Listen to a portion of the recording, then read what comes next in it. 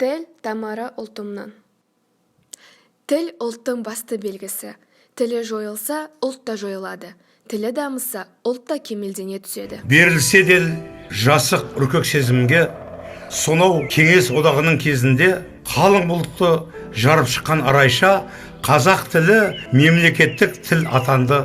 Именно на нашем съезде мы должны принять декрет о статусе государственного языка коренной национальности союзных автономных республик, автономных областей, национальных округов и малых народностей, а также решить очень обострившийся вопрос о судьбе советских турок и крымских татар, которые до сих пор чувствуют себя изгнанниками в своей стране. Алматыда парламентте тілді қорғау жоспары осылайша өз жұмысын бастады. Қазақ тілі ұрпақтан ұрпаққа үзілмей берілетін асыл қазынамыз, ұлтымыздың асқар шыңы. Оны көздің қарашығындай сақтай білу баршамыздың, халқымыздың, ұлтымыздың абыройлы борышы, парызы. Жастарының жалыны бар, қарттарының қадірі бар, жақсылыққа жаны құмар, жаса қазағым. Тарихының тамыры бар, дәстүрінің тәлімі бар, сақ пен құмның сарыны бар, жаса қазағым.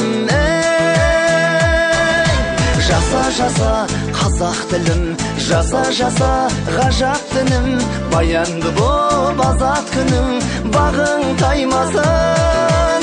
Жаса рухты халқым, жаса құтты салтым, айдан асып мықты даңқың, жаның жайнасын.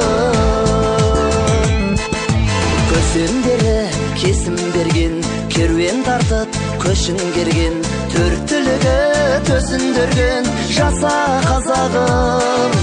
Ту көтеріп тұлпар мінген, саят құрып сұңқар ділген, күй төгіп ән шырқап жүрген, жаса қазағым.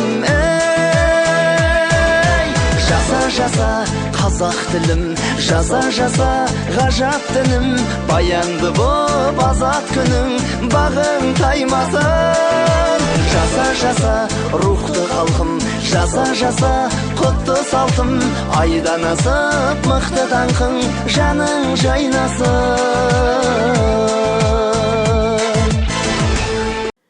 Біздің ана тіліміз қазақ тілі бүгінде Қазақстан Республикасының мемлекеттік тілі мәртебесіне ие.